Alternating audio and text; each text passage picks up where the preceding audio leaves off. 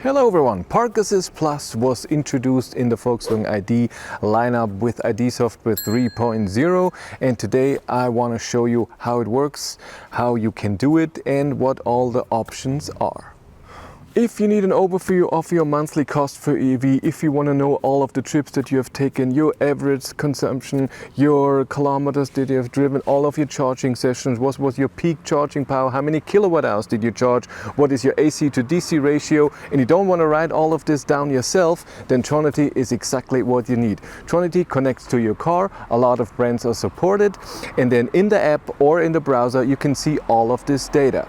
There's also a 100% tax-compliant driver's logbook. My viewers get 25% off if they use the link in the description below.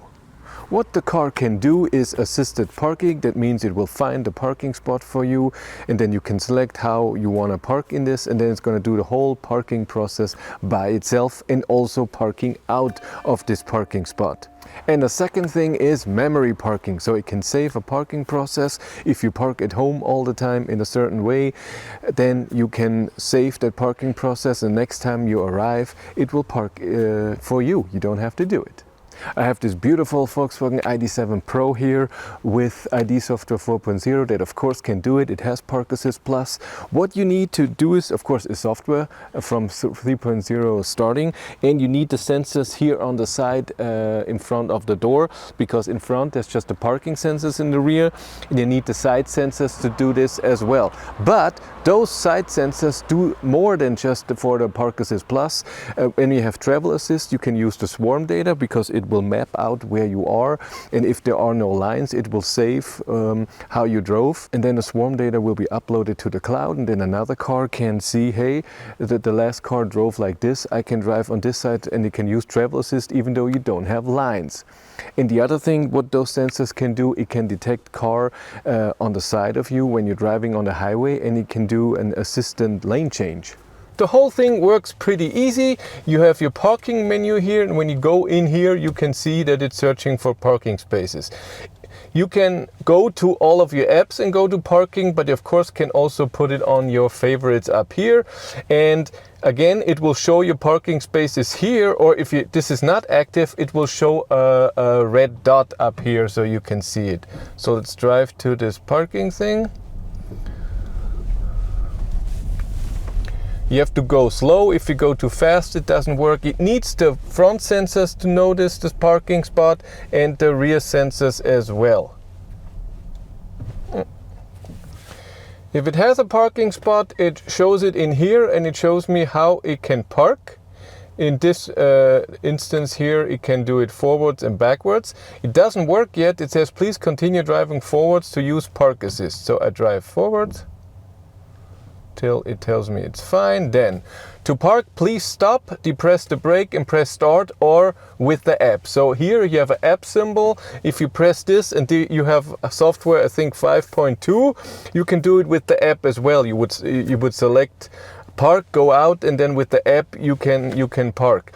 It shows you how it's gonna park, shows you the way that it's going to do it. And for this, for example, I have to drive forward even more. It's not enough. And then you just press start. It puts in the blinker automatically, goes into reverse. You release the brake, and then it's going to do it. You can brake, so you can slow the whole thing down. If you accelerate, it doesn't work, and sometimes it even cancels the whole thing. And when you are in that parking spot, you can also select that the car doesn't park out, but it moves in a way that you only have to give power and you're out of the parking spot. You just have to be in gear, have to have the indicator on to right, go to park. It will say get out of the parking, and it's gonna do that.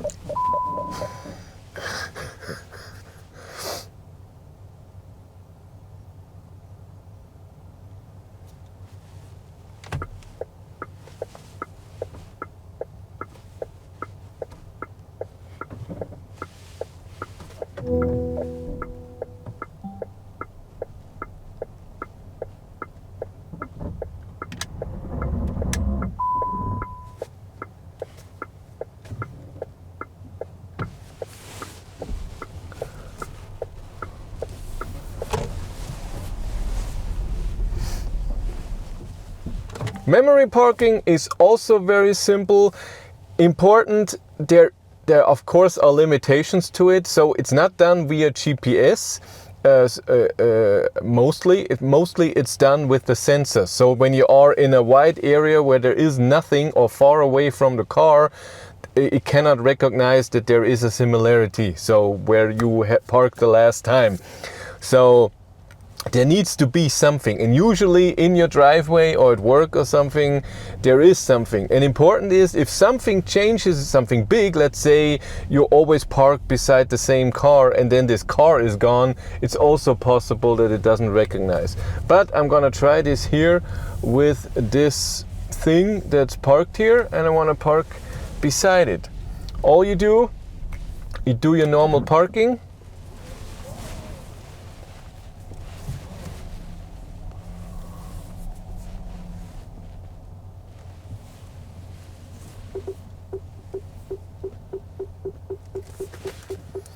Put the car in park, unbuckle, then you get your menu, goodbye menu, and in here you can save the parking progress. You can also do it in the parking menu. If you don't see that, there's a pen button here, and then other options, you can put stuff up here that maybe you didn't have before. You can also change the order, by the way. But let's save this parking progress.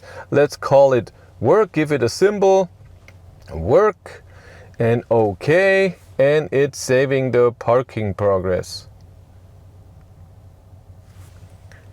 And then hopefully next time we go the exact same route, it will recognize that this is the parking spot we use for work. It will pop up, hey, this is the memory parking that you have used, do you want to park? And then you say yes, and it's gonna do it. It's a few days later, so I tried it with the press car ID.3, but the memory parking didn't work. I could save the parking progress, but every time I got back to that area, it didn't give me the message, hey, you parked here before, you want me to park. I tried it with Hank, it also didn't work, and it worked with Hank before. I did it when I got the car right away, and I used it a few times. I even have a video from my security camera where the wheels were spinning because it was a bit of ice, and it tried to get up. It was all funny, everything worked. Now I have an ID.7 Tourer here with ID software 5.0, but still it should work with 4.0. And I saved the parking progress, and I used it already 2 times. It worked, even though the neighbors, when I did save the parking progress, the neighbors weren't there. There was no car there. When the car was there, it still worked. So this is new and amazing, and I hope now I'm gonna drive there. I hope it's gonna work now as well. Yes! Now here you can see it. It's in German, but this is work because I saved it under work, and I can start the parking process. So I press the brake, press start. Let's do this.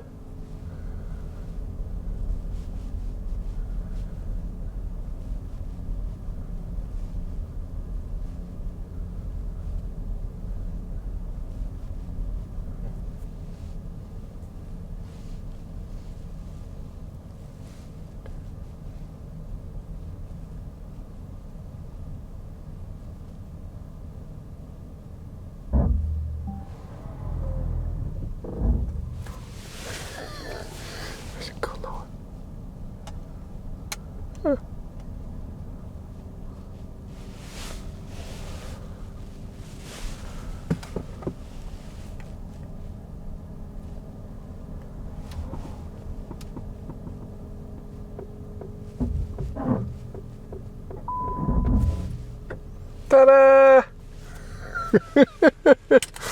If you want to follow me on Instagram, BatteryLife1, and if you want to support the channel, there's a Patreon link in the description below, and here on YouTube there's also channel membership. And if you want to know what's happening behind the scenes on this channel, I have a third YouTube channel, Behind the Battery. But that's it for me. Thank you very much for watching. Have a great day and take care. Bye!